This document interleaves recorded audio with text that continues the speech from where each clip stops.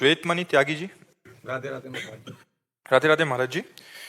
महाराज जी, किसी भी व्यक्ति को जीवन के सर्वश्रेष्ठ लक्ष्य का निर्धारण करने के लिए किन बातों का ध्यान करना चाहिए? सबसे पहला, व्यभिचार को रोकना चाहिए, ब्रह्मचर्य की रक्षा करनी चाहिए। अगर गृहस्थ है तो एक पत्नी व्रत धारण करना चाहिए, और अगर ब्याह नहीं हुआ है तो ब्रह्मचर्य रहना चाहिए। हर डिपार्टमेंट की नींव है ब्रह्मचर्य। अगर ब्रह्मचर्य नहीं है तो व्यभिचारी पुरुष कहीं भी उन्नति में जाने पर भी वो पतन को प्राप्त होता है। जो पराई माता बहनों से व्यभिचार करता है कभी उन्नति को प्राप्त नहीं हो सकता। इसलिए सबसे पहला है चरित्र पावन करो।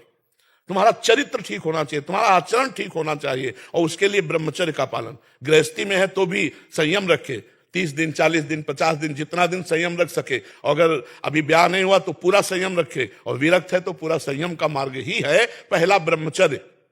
और दूसरा, कम खाना, मिताहार। अगर ज्यादा भोजन करेगा तो ना ब्रह्मचर्य रह पाएगा, ना भजन कर पाएगा, ना कोई शक्तिशाली काम। एक बादशाह ने पूछा एक बहुत बड़े औषधि बताने वाले वैद्य से कि कितना खाना चाहिए 24 घंटे में जिससे हमारा शरीर स्वस्थ होकर भरपूर काम कर सके। तो उनका 39 तोला। एक तोला का मतलब होता है 10 ग्राम, 390 ग्राम होता है। मतलब 400 ग्राम अगर भोजन पालो तो 24 घंटे आप पुष्टतापूर्वक कार्य कर सकते हो। और बोले जो अधिक पाता है, बोले वो आंतों को बोझा देता है और जीवनी शक्ति कमजोर होती है, वो पचने में ही लग जाती है। तो हम कह रहे 400 ग्राम एक बार का बादशाह से कहा 2 बार रख लो। 400 ग्राम एक बार दोपहर के पा लो 400 ग्राम, लेकिन 400 ग्राम तो नहीं, 1500 पहुंच जाता होगा। भोजन मिताहार हमारे शास्त्रों ने आज्ञा करी है। क्षुध व्याधि चिकित्सताम, क्षुधा रूपी व्याधि की चिकित्सा करो। भिक्षान्न औषधम, औषधि की तरह। 4 रोटी, थोड़ी मूंग की दाल, अरहर की दाल, थोड़ा चावल भोग लगा के ठाकुर जी को पालो, 2 बार पालो।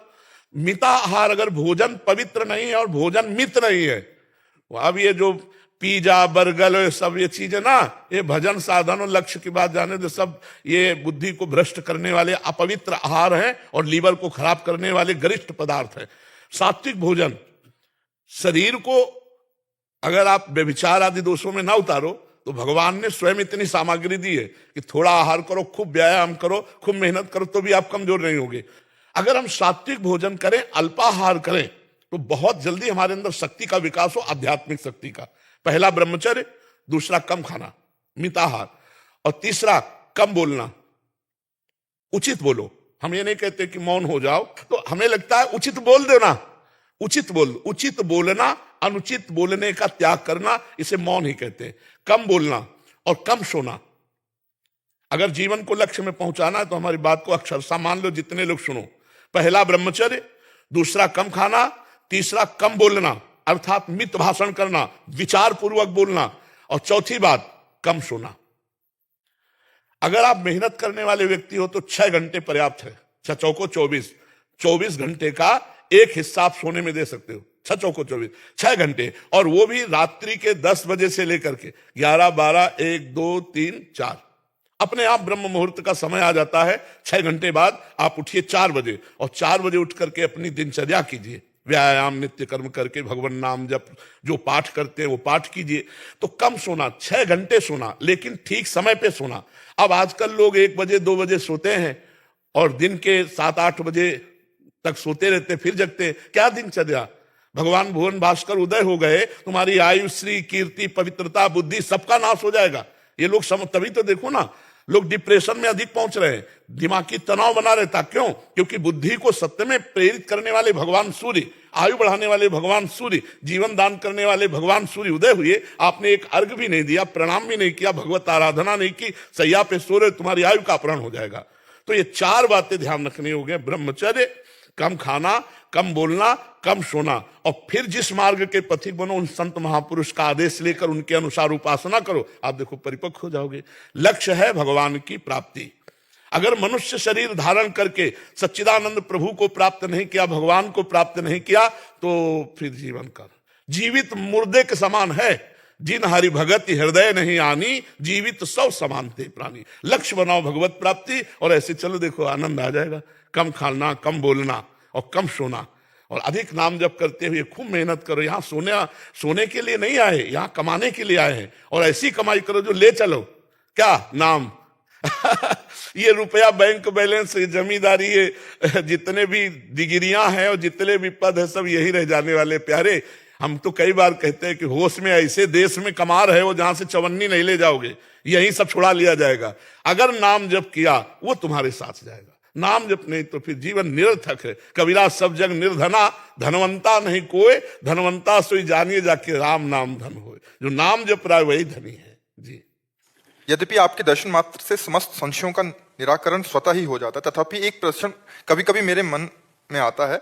जब कभी जीवन में अनिर्णय की अवस्था आती है, भिन्न भिन्न परिस्थितियां आती हैं, उसका निवारण करने के लिए किसका आश्रय लें? मन का, भगवान बुद्धि के का ऊपर या छोड़ दो। भगवान के आश्रित हो जाए? भगवान के ऊपर छोड़ दो। जब भगवान शंकर ने सती जी को बहुत प्रकार से समझाया कि रघुनाथ जी सच्चिदानंद हैं, बड़े बड़े मुनीन्द्र योगींद्र इनका ध्यान करते हैं, लेकिन सती जी को समझ में नहीं आया कि यदि भगवान श्री राम सच्चिदानंद त्रिकालज्ञ हैं तो खोज कैसे रहे, हे खग हे मृग हे मधुकर श्रेणी तुम देखी सीता मृग नैनी। और अगर भगवान सच्चिदानंद नहीं तो भगवान शिव त्रिकालज्ञ हैं, ये इनको सच्चिदानंद कह के क्यों प्रणाम करते?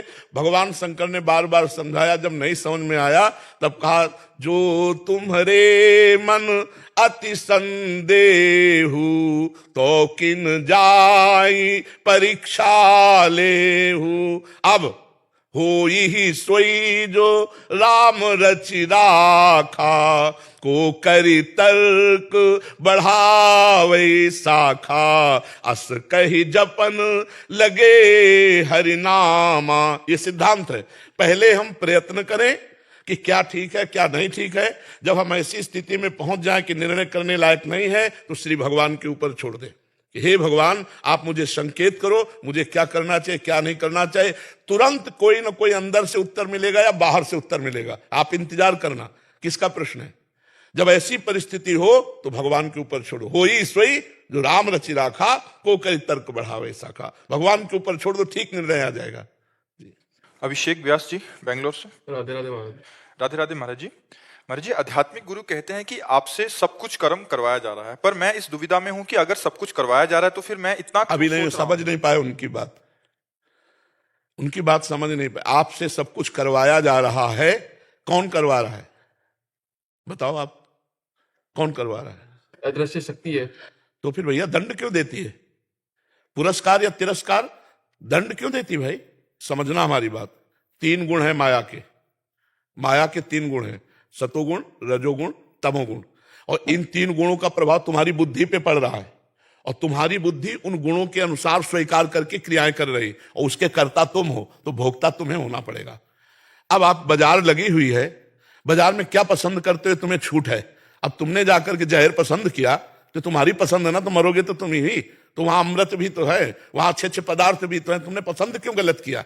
ये तुम्हारे ऊपर दंड मिलेगा। बाजार उसकी संपूर्ण लगी हुई है, पावर आपको दिया है विचार करने का, देखने के लिए आंख दिया है, करने के लिए हाथ दिया है, करने की शक्ति दी है। अब बुरा कर रहे हो कि अच्छा, ये तुम्हारे ऊपर है। अगर बुरा करोगे तो बुरा भोगोगे, अच्छा करोगे तो अच्छा भोगोगे। ये परम शक्ति के मालिक भगवान श्री कृष्ण कह रहे हैं, अवश्य में भोक्तव्यम कृतम कर्म शुभाशुभम। हमसे कौन कराता है पाप? हमारी वासनाएं, हमारी इच्छा। कोई हमको सिखा रहा है क्या कि पराई माता बहनों की तरफ देखो? हमारा पाप कर्म, हमारे अंदर जो मलिन इच्छा है वो हमको, तो उसको हम मार नहीं सकते। अगर नहीं मार सकते हो तो तुम्हें पीटने के लिए फिर पुलिस बनी हुई है और जेल बना हुआ है और नर्क बना हुआ है, फिर भोगना पड़ेगा।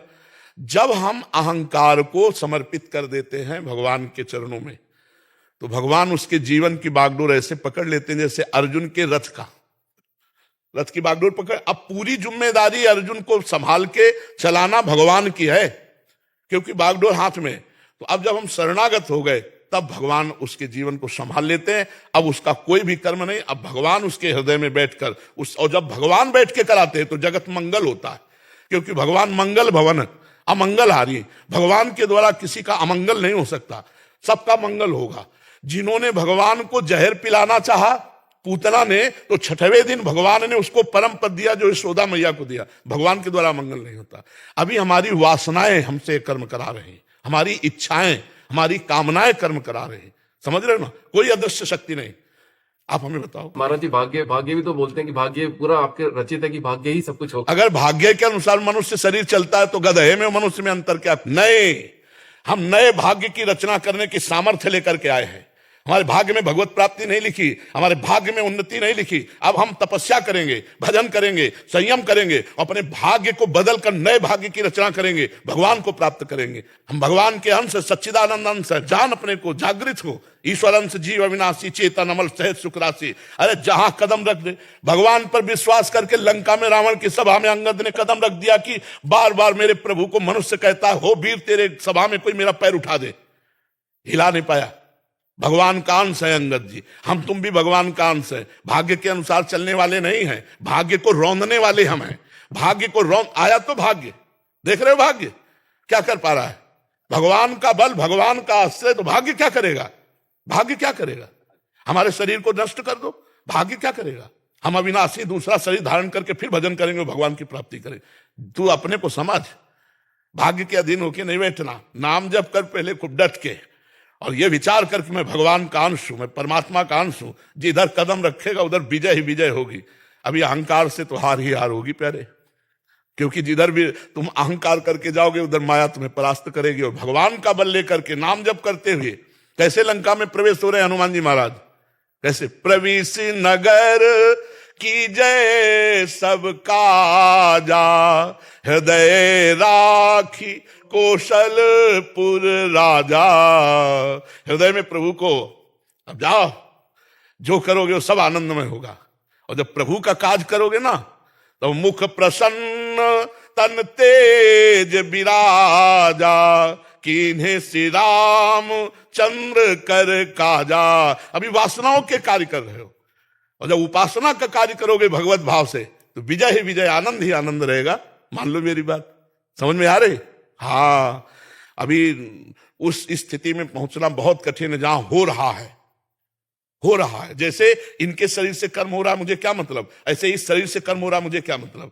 ऐसी देहाभिमान रहित स्थिति नहीं है। इसलिए भगवान की शरण में होकर नाम जप करो, और जो निषेध कर्म है उनको मत करो, जो अच्छे कर्म है उनको करो। इसके